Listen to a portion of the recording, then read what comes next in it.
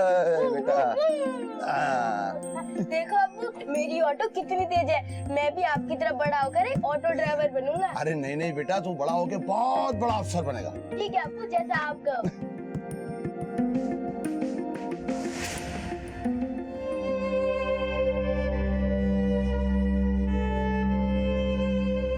अबे रुक, अबे रुक, हट, हट। अबे बार-बार मैं पोस्टर फाड़ता हूँ और तू बार-बार आगे लगा देता है। अबे परेशान कर दिया तूने। भाग यहाँ से। देखिए मेरी बात सुनिए, ऐसा मत कीजिए। देखिए 3 महीने हो गए बच्चे को खोए हुए, अल्लाह जाने किस हालत में हो गए। अबे 3 महीने हो गया, अब नहीं मिला तो अब क्या मिलेगा? साहब आते हैं तो हम पे चिल्लाते हैं, कहीं मर गया होगा, समझे? भाग यहाँ से। ऐसा मत कीजिए, ऐसा मत कीजिए। सुनिए देखिए, भाग यहाँ से। भाग।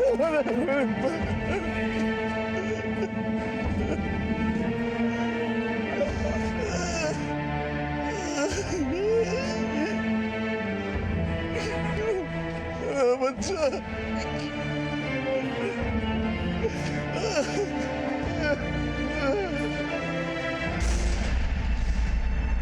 करीब 9 बजे और आकर देखा कि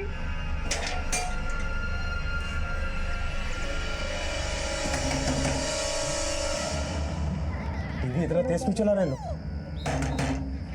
दरवाजा क्यों नहीं खोल रहे? पिछले दरवाजे की चाबी है मेरे पास, देखता हूँ ये लोग कर क्या रहे हैं।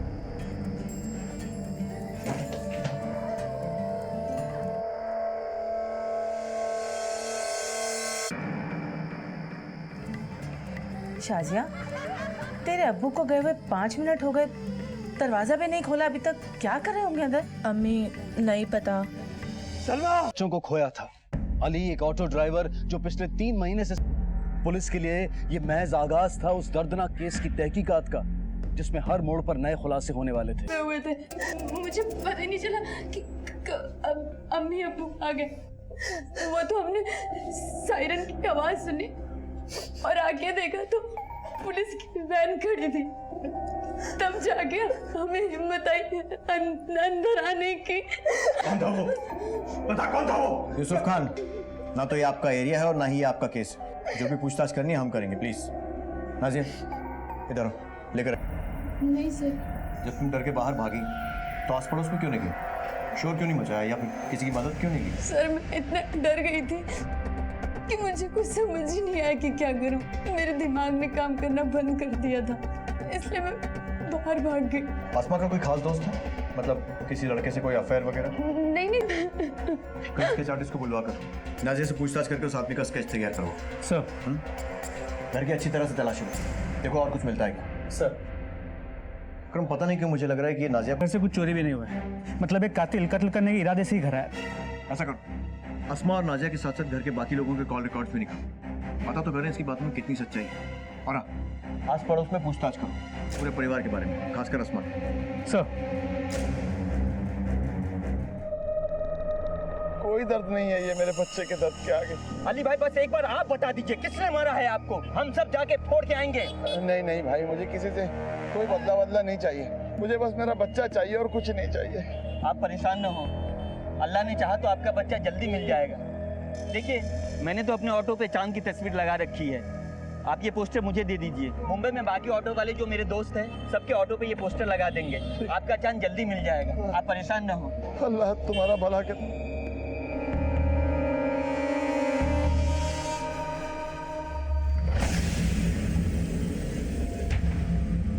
ये देखो, ये है।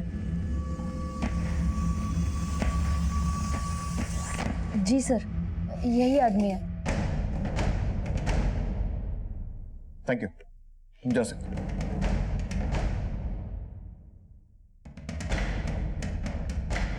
सर ये लड़की ने जो डिस्क्राइब किया है, मुझे लगता है कि ये श्योर नहीं कि इसने क्या देखा है। आई मीन टू से कि जो स्केच मैंने बनाया है it could be a fake sketch. कि जो स्केच मैंने बनाया है it could be a fake sketch. फिर भी हम कोई चांस नहीं ले सकते। Thank you Manish. Thank you sir. Akram, sketch को हर जगह सर्कुलेट करो, खासकर खबरियों में। पता करो किसी ने कुछ देखा है क्या। कहीं ऐसा तो नहीं है कि ये लड़की हमें गुमराह करने के लिए झूठ बोल रही है। लेकिन सर नाजिया अपनी बहन के कत्ल के केस में झूठ क्यों बोले? सर जिस वक्त एक कत्ल हुआ घर में सिर्फ नाजिया और अस्मा थी, हो सकता है कि इस खून में नाजिया का ही हाथ हो, उसने खून किया हो या करवाया हो। सकता है और नहीं भी। लेकिन फिलहाल यकीन के साथ कुछ नहीं कह सकते। लेकिन इतना तो साफ है कि नाजिया की बातों में पूरी तरह से सच्चाई नहीं है। हमें सबूतों को फिर से बारीकी से देखना होगा। अगर मुझे इस यूसुफ पर भी शक, बता कौन था वो? जिस तरह का ये बाप है और जिस तरह हर समय इसके सर पर गुस्सा सवार रहता है, कुछ भी कर सकता है। मोहल्ले के लोगों से पूछताछ करो इस हादसे के बारे में और यूसुफ और उसके परिवार की सारी इंफॉर्मेशन निकालो। सर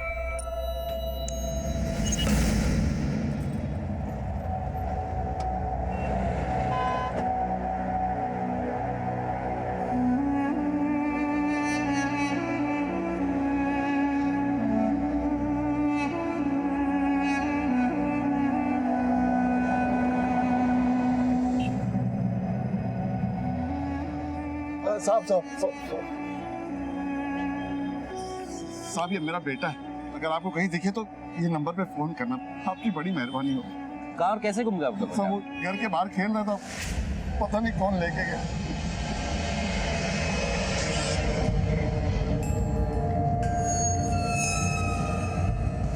ठीक है।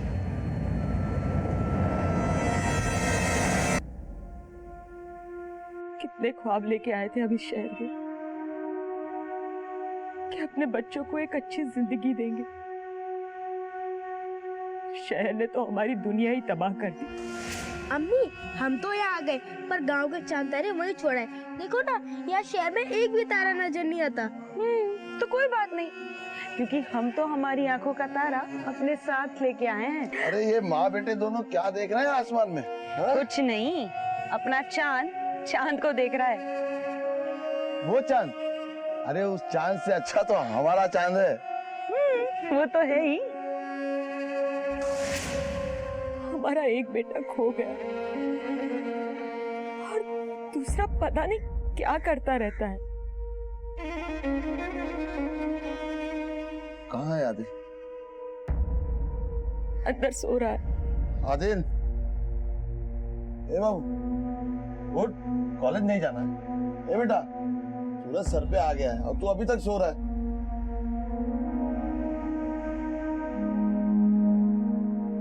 रात भर आपके गुमशुदा बेटे की फोटो चिपका रहा था मैं। यहाँ तो दिन में कॉलेज जाओ और रात में आपके बेटे को ढूंढो। मैं तो खामे का पैदा हो गया हूँ ना, मेरी कोई लाइफ ही नहीं।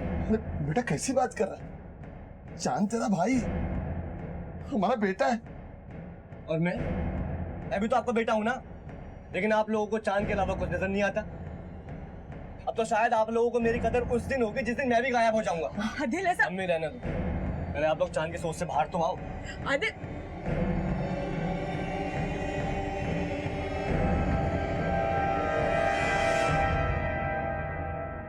इस नंबर की सारी डिटेल निकालो। Okay sir.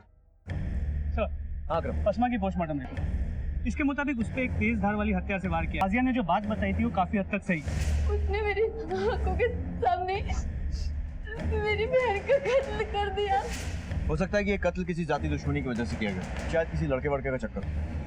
मोहल्ले में कुछ पता चला उनके बारे में? सर हमने मोहल्ले में पूछताछ की, किसी ने कुछ नहीं सुना और ना ही मदद के लिए किसी को बुलाया गया। और तो सर नाजी को बाहर आते जाते भी किसी ने नहीं देखा। ठीक, लो कॉल डिटेल्स। सर ये अस्मा कई बार फोन किया और रात 8 बजे उस मोबाइल की लोकेशन अस्मा के घर के पास की थी। किसका नंबर? तो किसी जुम्मन का है, बड़ी मस्जिद वाली गली में केबल ऑपरेटर। पता करो ये जुम्मन कौन है। सर यूसुफ की कॉल रिकॉर्ड, वो सच कह रहा है। पिछले 3 दिन से वो पुणे में था। अकरम, सवाल ये नहीं है कि वो कहाँ था, सवाल ये है कि इस सब में उसका रोल क्या है। और सर ये नाजिया की कॉल रिकॉर्ड, सर जो स्टेटमेंट उसने हमें दिया है और उसके ये कॉल रिकॉर्ड मैच नहीं करते। सर ये देखिए ये नंबर, नाजिया इस नंबर से लगातार बातचीत किया करती है। नंबर किसी कबीर का। नाजिया के कॉलेज में पूछताछ तो पता चला नाजिया और कबीर काफ़ी करीब, और मर्डर वाली शाम 7 बजे से इन दोनों की मोबाइल की लोकेशन नाजिया के घर के पास की। फिर दोनों की मोबाइल लोकेशन एक साथ मूव होने लगी और लास्ट लोकेशन थी माइंड स्पेस। इसका मतलब 7 बजे के करीब नाजिया इस कबीर के साथ घर से बाहर निकली। मुझे पहले से ही लग रहा था कि लड़की हमें घुमा रही है। जुम्मन से वेरीफाई करो और नाजिया को बुलाओ। सर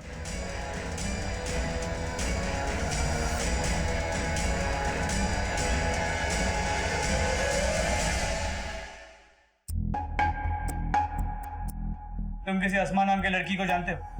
जी, बहुत प्यारी बच्ची थी और सुना है कि उसका कत्ल हुआ है। लेकिन आप ये सब उसके बारे में मेरे से क्यों पूछ रहे हैं? पिछले कुछ दिनों में अस्मा के नंबर से आपके नंबर में कई बार फोन किया गया, क्यों? अस्मा बेटिया मुझे फोन करके अपनी मनपसंद फिल्म लगाने को कह रही थी। क्योंकि यूसुफ साहब को अपनी बच्चियों का फिल्में देखना, टीवी देखना कतई पसंद नहीं था।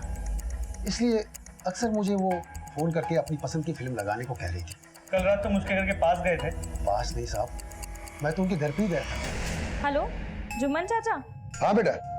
हम ना टीवी देख रहे थे और केबल ही बंद हो गया। अगर अब्बू को पता चला ना तो कल सुबह आकर ना वो हमारी तबीयत खराब कर देंगे। आप प्लीज आकर ठीक कर दीजिए ना। ठीक है बेटा, बस 8 बजे दुकान बंद करके हम आ जाएंगे। तो करीब 8 बजे मैं वहां गया था और केबल कनेक्शन ठीक करके मैं वापस आ गया। उस वक्त आसमा बिटिया घर पे अकेली थी। और उसमें घर में ही थे। जो स्केच तुमने बनवाया था वो झूठा है। तुमने कहा था कि अस्मा के कत्ल की रात तुम अपने घर में थी, लेकिन जुम्मन ने बताया कि तुम घर में नहीं थी। और तुम्हारे कॉल रिकॉर्ड पे यही कह रहे हैं कि तुम उस वक्त कहीं और थी। कहाँ थी? और ये कबीर कौन है? तुम्हारा बॉयफ्रेंड है ना? नहीं सर, कबीर सिर्फ हमारा दोस्त है। उस रात हम कबीर और अपने बाकी फ्रेंड्स के साथ फिल्म देखने गए थे। सब इंतजार ही कर रहे हैं, जल्दी जाओ। जा सिमरन जा, जी ले अपनी जिंदगी हमारे खड़ूस अब्बू के आने से पहले। बस मेरी फिल्मी बहन, दरवाजा अच्छे से बंद करना। हाँ जा, मूवी छूट जाएगी। अच्छा दरवाजा अच्छे से बंद करो। हाँ मैं जल्दी आ जाऊंगी, बाय। हमें पता था अब्बू अम्मी अगली सुबह आने वाले हैं, इसलिए हमने अपने दोस्तों के साथ रात में फिल्म देखने जाने का प्लान बनाया। लेकिन जब हम घर लौटे तो हम दोस्तों के साथ फिल्म देखने गए तो वो तो हमारी खाल खींच लेते, इसलिए हमने उस दिन आपसे झूठ बोल दिया। तुम्हारे अब्बू को बहुत गुस्सा आता है ना, मारपीट भी करते हैं। अब्बू को कुछ मत बताइएगा, वरना वो हमारी जान ले लेंगे। फिक्र मत करो, मैं यूसुफ से कुछ नहीं कहूँगा, लेकिन तुम्हें ये बात हमसे छुपानी नहीं चाहिए थी। ठीक, तुम जा सकते हो।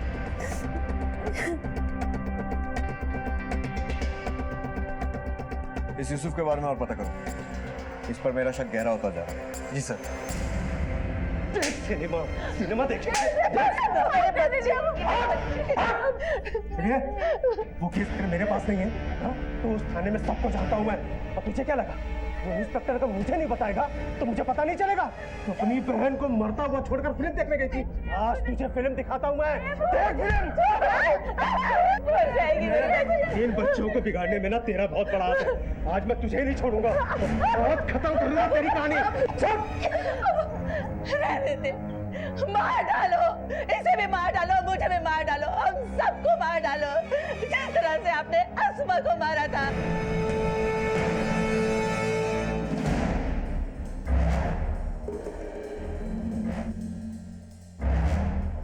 यूसुफ जी के बारे में आप क्या बता सकती हैं? साहब वो बहुत जालिम इंसान है और अपनी बच्चियों से तो जानवरों जैसा सलूक करता है। एक बार नाजिया ने जीन्स पहन ली, उसका मार मार के बुरा हाल कर दिया साहब। अस्सलाम वालेकुम चाची। अस्सलाम वालेकुम।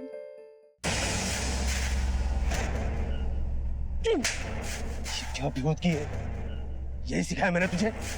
सारी दुनिया के सामने जीन्स शर्ट पहनकर अपने बदन की नुमाइश करेगी तू? नहीं अब्बू चल अंदर, मैं बताता हूँ तुझे। नहीं मैं बताता हूँ तुझे। अब्बू सुनिए तो, आज मैं देखता हूँ तुझे। चल। अब्बू सुनिए तो। कौन करता है साहब ऐसा अपनी बच्चियों के साथ? अपनी बेटियों के साथ, अपनी पत्नी के साथ बात बाद में करता था, पहले हाथ उठाता था।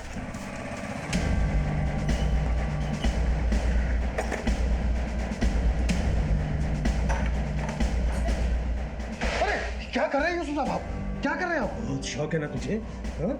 लड़कियों को फिल्में दिखाने का? दिखा फिल्म, दिखा फिल्म। मैं तो हर किसी की फरमाइश पे फिल्म दिखाता हूँ। आसमा बिटिया क्या सबको फिल्म दिखाता हूँ। ये तो मेरा काम है यूसुफ साहब। साहब प्लीज, साहब मत करो ऐसा। मैं साहब बंद कर दूंगा तेरा धंधा।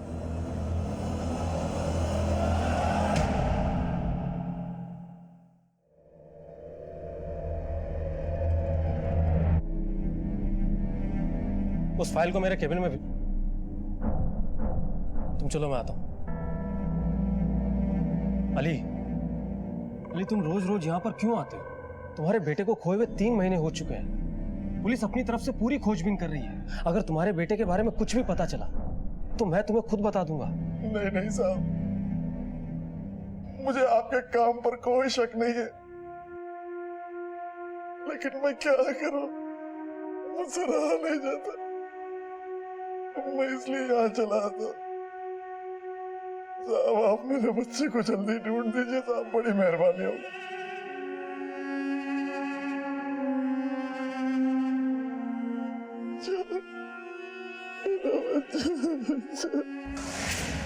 अपू, हम ये बार बार घर क्यों बदलते हैं? बेटा, ये अपना असली घर थोड़ी ना है। अपना असली घर तो गांव में है, और वैसे भी ये शहर रास नहीं है बेटा। जब तू बहुत सारा पढ़ लेगा ना और बड़ा आदमी बनेगा और बड़ा सा घर बनाएगा ना, वहां रहेंगे।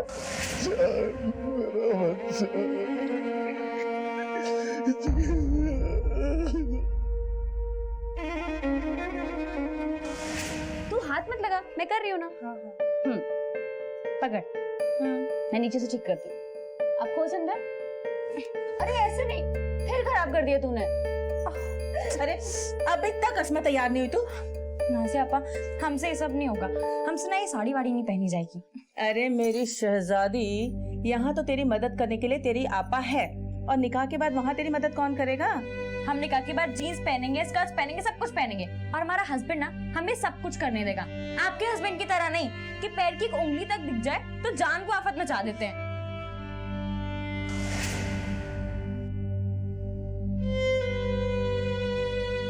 उस दर्द की तो तुलना ही नहीं की जा सकती जो अपने बच्चे को खोने के बाद माँ बाप के सीने में उठता है। सलमा चाहे जितना भी रो ले, लेकिन उसके आंसू ना तो उसकी मरी हुई बेटी को वापस ला सकते हैं और ना ही उसके दिल से अस्मा की यादों को मिटा सकते हैं। और अली, वो तो अपने बेटे को ढूंढते ढूंढते खुद को भुला चुका था, और रेशमा के लिए अपने प्यारे बेटे चांद की गुमशुदगी का दर्द पर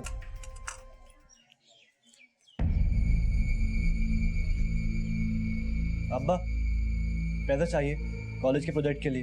वैसे कहाँ है? ये है तो सही आपके हाथ में। ये चांद के पोस्टर के लिए और नए पोस्टर बनवाने हैं, हर जगह लगवाना है। कम से कम 10,000 पोस्टर लगेंगे, और चांद की तलाश में मैं ठीक से ऑटो भी नहीं चला पा रहा हूँ, तो पैसे भी नहीं आ पा रहे। सब कुछ चांद के लिए और मेरे लिए कुछ भी नहीं। आदिल, आदिल, क्या? आदिल, आदिल, मेरी बात सुन।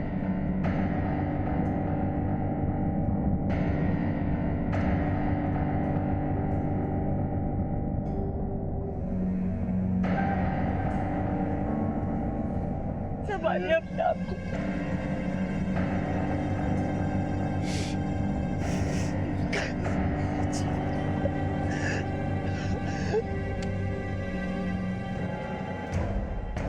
सर, यहाँ आसपास पूछताछ से पता चला कि यूसुफ बहुत ही गुस्से वाला आदमी है। तो मुझे लगता है कि ये क्राइम कुछ इस तरह हुआ हो। उस रात यूसुफ अपने घर में पीछे के दरवाजे से अंदर गया। पिछले दरवाजे की चाबी है मेरे पास, देखता हूँ ये लोग कर क्या रहे।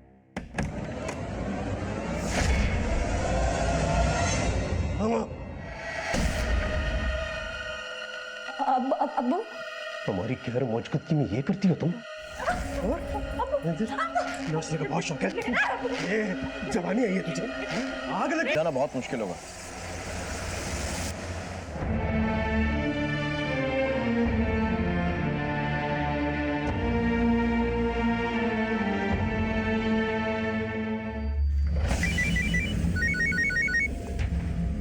हाँ यूसुफ, अभी मैंने घर चेक किया तो पता चला कि घर के सारे गहने गायब। घर से कुछ चोरी हुआ? लेकिन तुमने तो कहा था कि घर में चोरी नहीं हुई है। देखिए, उस वक्त मैं सदमे में था, अच्छे से चेक नहीं कर पाया। अभी पता चला तो बता दिया। सर, यूसुफ का फोन था, कहता है कि घर से गहने गायब है। इस आदमी का कैरेक्टर कुछ समझ में नहीं आ रहा है। तो मुझे लगता है कि ये हमें घुमाने की कोशिश कर रहा है। हो सकता है मर्डर के बाद इसने खुद गहने गायब किया हो, ताकि इस मर्डर के केस को रॉबरी एंड मर्डर का केस बना सके। लेकिन झूठ की उम्र ज्यादा नहीं होती अकरम। फिलहाल उसकी बीवी और बेटियों से गहनों के बारे में पूछताछ करो, पता करो कि ये सच बोल भी रहा है या नहीं। सर,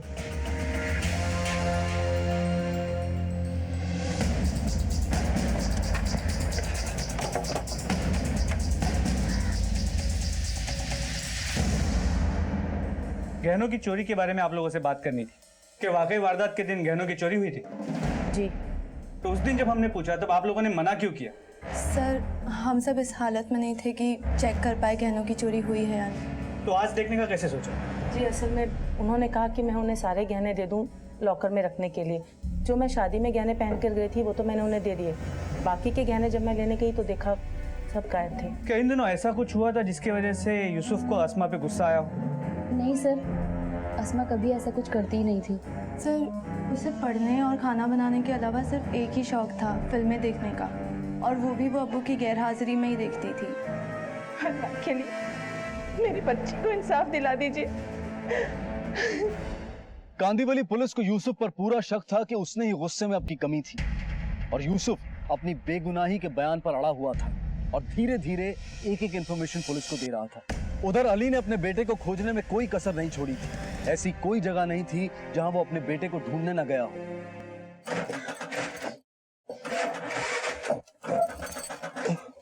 अभी तक गए नहीं आप? देखो ना, पता नहीं क्या हो गया, ये भी नहीं चालू हो रहा। तो ठीक करवा लीजिए ना। कैसे ठीक करवा लूं? नए पोस्टर छपवाने उसके लिए पैसे जमा कर रहा हूँ। पता नहीं अल्लाह क्या इम्तिहान ले रहा है हमारा। अगर ये ठीक नहीं करवाएंगे फिर आप चांद को ढूंढोगे कैसे?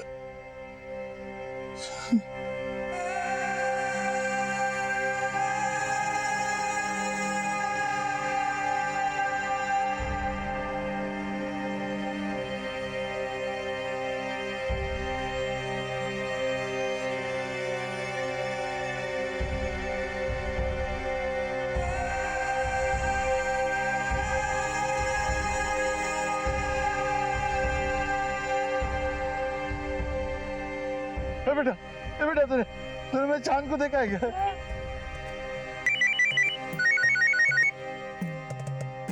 हेलो, हाँ ये चांद मोहम्मद आपका बेटा है? हाँ, मैंने इसे देखा है। क्या मेरे बच्चे को जानते हो? कहाँ है वो, कैसा है? आप ऐसा करो, कल 50,000 लेके शाम को 4 बजे शास्त्री पार्क के पीछे आ जाओ। 50,000? हाँ, जिनके पास आपका बच्चा है वो बहुत खतरनाक आदमी है, वो 50,000 से कम में मानेंगे नहीं। हाँ, मैं 4 बजे आ जाऊंगा। सर, मुझे नहीं लगता कांदीवली पुलिस मेरी बेटी के केस को सॉल्व कर पाएगी। सर प्लीज उस केस को अपने मलाड पुलिस स्टेशन में शिफ्ट करवा लीजिए। नहीं यूसुफ, मैं इसमें कुछ नहीं कर सकता। मैं तुम्हारी भावनाओं को अच्छी तरह से समझ रहा हूँ, लेकिन ये हमारे नियमों के खिलाफ है। वैसे कांदीवली पुलिस की टीम अच्छे से काम कर रही है। आई एम सॉरी, मैं कुछ नहीं कर सकता। You can understand. जी सर, मैं समझ रहा हूँ। 10, 20, 30, ये 40, ये 50 हो गए ना, पूरे 50। अब्बू आप यहाँ हो तो ऑटो कहाँ है? वो मैंने भेज दिया। चांद को वापस लाने के लिए 50,000 रुपए की जरूरत थी। आप पागल हो गए क्या? अच्छा खासा ऑटो बेच दिया, आज ऑटो बेचा है, कल मुझे बेच देना, परसों घर बेच देना। ऐसा क्यों सोच रहे आपका बेटा के चांद ही है, मैं नहीं हूँ। आप क्या? अरे पर आदिल बात तो सुन। अच्छा खासा ऑटो बेच दिया, दिमाग खराब हो गया दोनों के। आदिल बात सुन। आदिल ऐसा क्यों सोच रहा है तुम? सुन तो सही आदिल। रेशमा, जाने दे। जब चांद वापस आ जाएगा ना तो अपने भाई को देख के खुश हो जाएगा वो। तो एक काम कर, एक रुमाल ला के दे इसको। ले जा।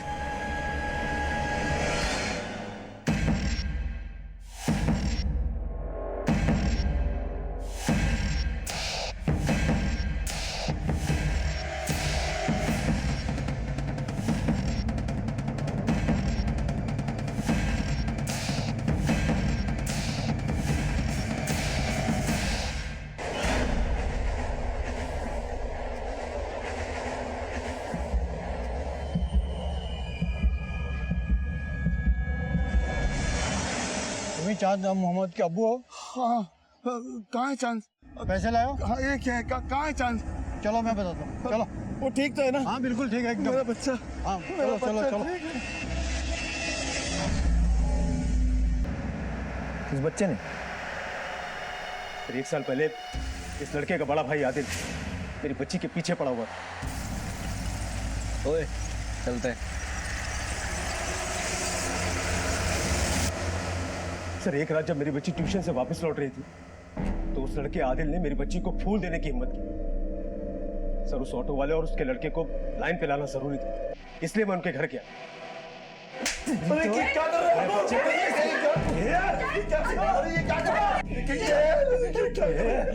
बहुत हिम्मत है तेरे अंदर ना। मेरी बेटी को फूल देगा तू? हाँ? कल की कल मुंबई शहर खाली करो, बोरिया बिस्तर बांध के यहाँ से। सर इस पोस्टर का मतलब यह है कि वो लोग मुंबई में ही। तो मुझे पक्का यकीन कि मेरी आसमा का कत्ल या तो उस लड़के आदिल ने किया है या फिर उसके बाप ने। लेकिन तुम्हारी तो 3 बेटियां हैं और उनके चक्कर में तुमने कई सारे लड़कों के साथ मारपीट की। हो सकता है उनमें से कोई हो सकता है सर, बहुत से लड़के हैं जो मेरे हाथों पिट चुके हैं। सर आजकल के लड़कों को दूसरा कोई काम धंधा तो है नहीं, बस प्यार का झंडा लेकर निकल पड़ते हैं। इसीलिए मैं अपनी बच्चियों पे सख्ती करता हूँ कि मैं नहीं चाहता कि किसी आवारा लड़के के चक्कर में पड़कर वो अपनी जिंदगी खराब करे। सर बहुत सारे लड़के हैं जिनके दिमाग ठिकाने लगाए मैंने, लेकिन उस लड़के आदिल में कोई बात थी, उसकी आंखों में एक आग थी। जिन जिन लड़कों से पंगा लिया है तुमने उन सबकी डिटेल्स चाहिए। तो आइए सर।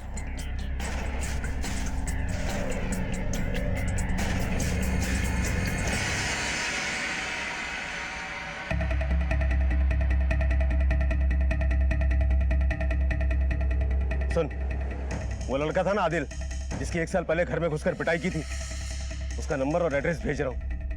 उसके बारे में पता करो, मुझे बता। आप फिक्र मत करो यूसुफ साहब। आपने जो हमें नंबर दिया था वो किसी फेक आईडी पर रजिस्टर्ड है। अभी तो फोन स्विच ऑफ आ रहा है, लेकिन नंबर को हमने ट्रैकिंग पर डाल दिया। जैसे ही कुछ पता चलेगा हम आपको बता देंगे। लेकिन एक बात बताइए, आपको किसी ने बोला और आप पैसे लेकर चल दिए अपने बेटे को लाने के लिए? कम से कम आपको एक बार पुलिस के पास तो आना चाहिए था। क्या करता साहब, 3 महीने से मेरे बच्चे का कुछ पता नहीं चल पा रहा है। एक उम्मीद नजर आई थी, लेकिन अब सब अंधेरा ही अंधेरा है। मैंने अपना ऑटो बेच दिया, मेरा सब कुछ खत्म हो गया है साहब, सब कुछ खत्म हो गया। देखिए आप लोग चिंता मत कीजिए, हम पूरी कोशिश करेंगे कि आपका बेटा और पैसा दोनों जल्द से जल्द आपको मिले।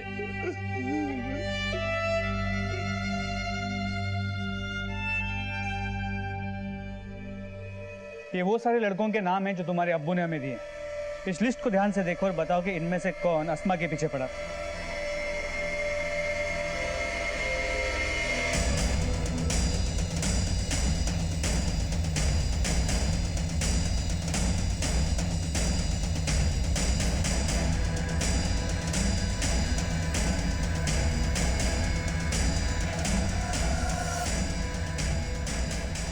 हमारे अब्बू को सबसे ज्यादा शक इस आदिल पर है, और तुमने इसका नाम टिक ही नहीं किया, क्यों? सर, आदिल आसमा के पीछे नहीं था। फिर? आदिल तो मुझे बहुत ज़्यादा परेशान करता था, और जब भी कोई लड़का हमें परेशान करता था तो अब्बू उसे तो पीटते ही पीटते थे। उसके साथ मुझे और नाजिया आपा को भी बहुत मार पड़ती थी। कौन है जिसके इतने सारे मिस कॉल्स आ रहे हैं? और ये कार्ड किसने भेजे तुम्हें? अब्बू, हमें नहीं पता। सच बोल, सच बता। छोटी बच्ची मर जाएगी। कार्ड कौन भेजा?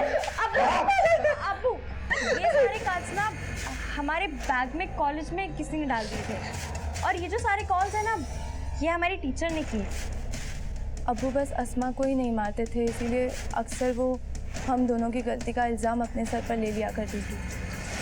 आदिल और अस्मा का कोई लेना देना नहीं था सर।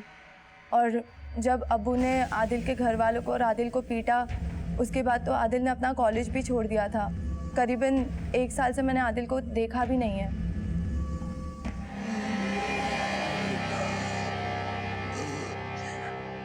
अल्लाह जाने आदिल को दवाई लेके आने में इतनी देर क्यों हुई। सर, इस आदिल के बारे में पूछताछ वो पहले शाजिया के साथ पढ़ता था, लेकिन जब से उसे यूसुफ ने मारा था वो अपनी फैमिली के साथ नायगांव शिफ्ट हो गया। उसके पहले के कॉलेज में जाके भी पूछताछ। टीचर्स का कहना है कि वो पढ़ाई में काफी अच्छा था, और उसके दोस्तों की बात माने तो वो शाजिया से प्यार भी करता था। उसके अभी के कॉलेज में जाके भी पूछताछ। सभी का कहना है कि वो अच्छा लड़का था। उसके फोन रिकॉर्ड? तो आदिल के पास मोबाइल फोन नहीं है। साहब, मेरा बेटा आदिल गायब है। क्या? जी, वो दवाई लेने गया था इनकी दुकान पे, वहाँ से आया नहीं। क्या हुआ था? आदिल मेरी दुकान पर दवाई लेने आया था, तभी एक पुलिस वाला अपनी बाइक लेकर आया और उसे देखकर आदिल वहां से भाग गया, और वो पुलिस वाला भी अपनी बाइक लेकर उसके पीछे गया। उसके बाद से आदिल का कहीं कुछ पता नहीं साहब। पुलिस वाला? साहब वो यूसुफ होगा। लेकिन हमारे थाने में तो कोई यूसुफ नहीं है। नहीं साहब, वो मलाड पुलिस थाने में। पिछले साल उसी की वजह से हमें मलाड छोड़ के यहाँ आना पड़ा। बहुत पीटा था उसने इनको और मेरे बड़े बेटे आदिल को।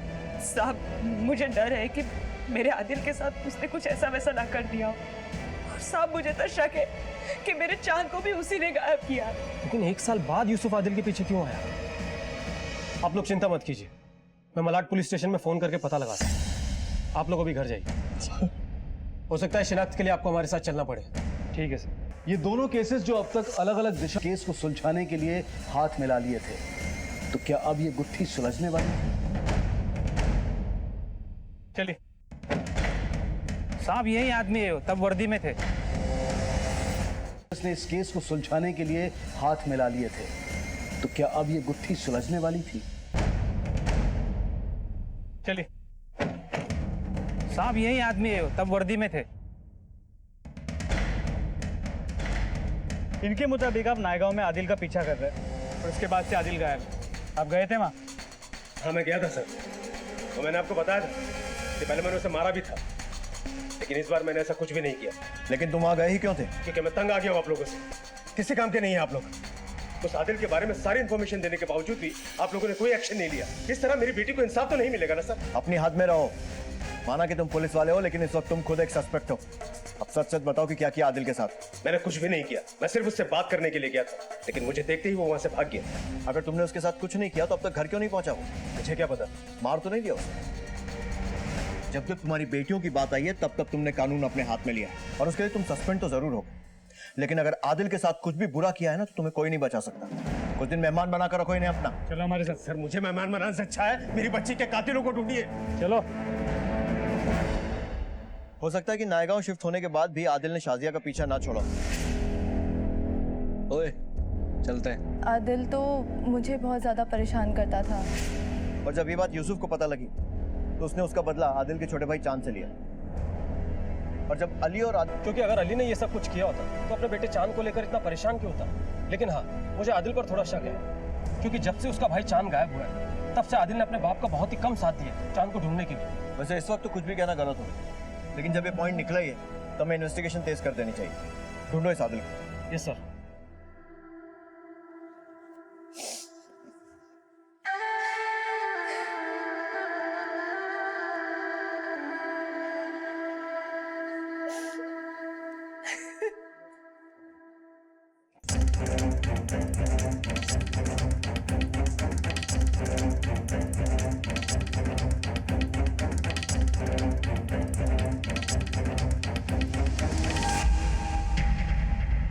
हमें पता चला है कि तुम शादी में जाना ही नहीं चाहती थी, और आखिरी वक्त में तुमने अपना फैसला बदला। क्यों? तुम कुछ छिपा तो नहीं रही हो ना? सर ये सब कुछ मेरी वजह से हुआ है। सर, नई रीड मिली, ज्वेलरी शॉप पे कोई चोरी के गहने बेचने आया। लगता है इस केस की सारी परतें एक करके खुल रही हैं। जाके पता करो। सर। शाजिया, बताओ क्या हुआ? हम आदिल से प्यार करते हैं, लेकिन जब अब्बू ने आदिल के घर वालों को पीटा, हमें पीटा, तो हम पीछे हट गए। पिछले 3 महीने से आदिल हमसे मिलने की पूरी कोशिश कर रहा था, लेकिन अब की बार अगर अब्बू को पता चल जाता तो अब्बू हम दोनों को ही जान से मार डालते। इसलिए मैंने उससे मिलना बिल्कुल बंद कर दिया। अब्बा, आपके इलाज के लिए पैसे। इतने पैसे तो कहाँ से लाया? हम बताते, गहने बेच। पकड़ो चलो। शाजिया ने हमें सब कुछ बता दिया, अब तू शुरू कर। सब प्यार करता था मैं शाजिया से, अब भी करता हूँ। आदिल हमसे मिलने के लिए घर पर आने वाला था, मुझे पता चला था कि उसकी अम्मी अब्बू 4 दिन के लिए कहीं बाहर गए, लेकिन अब्बू हमें जबरदस्ती अम्मी के साथ शादी में ले गए। तो सब में चुपचाप मौका पाकर उसके घर के पिछले दरवाजे से दाखिल हो गए।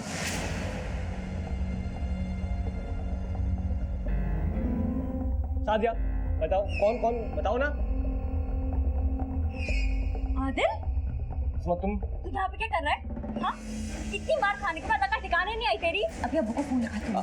अस्मा, रोकने के चक्कर में हम दोनों की मौत मुझे अंदर ही अंदर कचोट रही थी, इसलिए मैंने एक दिन शादिया को सब कुछ बता दिया। आसमा के मरने के बाद हमने सोचा आदिल को भी जेल हो जाती तो उसके परिवार वालों का क्या होता, और अगर अब्बू को पता चल जाता तो अब्बू तो मुझे जिंदा जमीन में गाड़ देते। इसलिए मैं चुप रही। मुझे नहीं पता था सर ये सब कुछ हो जाएगा। हम किसी और के गुनाहों की सजा हमारे अब्बू को नहीं दिलवा सकते। तूने ना सिर्फ अस्मा की जान ली है, बल्कि अपने अम्मी अब्बू को भी जीते जी मार दिया है। अगर तुम पहले ही अपने और आदिल के बारे में सबको बता देती तो शायद ये सब नहीं होता और आसमा आज जिंदा होता। तुम्हें पता था कि तुम्हारी बहन का कातिल कौन है, फिर भी तुमने किसी से कुछ नहीं कहा, चुप रही, और इसलिए अब कानून की नजर में तुम भी गुनाहगार हो।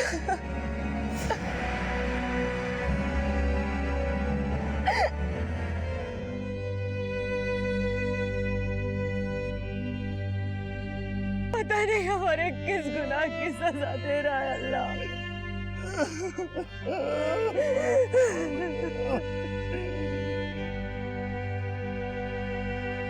आज भी अपने बेटे को ढूंढ रहा है और हम सब भी यही उम्मीद करते हैं कि अली को उसका चांद जल्द मिल जाए। शायद इतना सब कुछ ना होता और अस्मा की जान ना जाती अगर यूसुफ ने अपने और अपनी बेटियों के बीच डर की मजबूत दीवार न बनाई होती। ज्यादा सख्ती और ज्यादा छूट दोनों ही बच्चों के लिए गलत है। माता पिता को बच्चों के लिए बीच का रास्ता चुनना होगा जहां बच्चे सुरक्षित भी रहें और अपनी बात बताने के लिए स्वतंत्र भी। इसी विचार के साथ अब मैं अनूप सोनी आपसे विदा लेता हूं। फिर मुलाकात होगी अगले एपिसोड में एक और चौंका देने वाले केस के साथ। तब तक अपना और अपने परिवार का ख्याल रखें और देखते रहें क्राइम पेट्रोल डायल 100। सबक एक को सीख हम सबको। जय हिंद।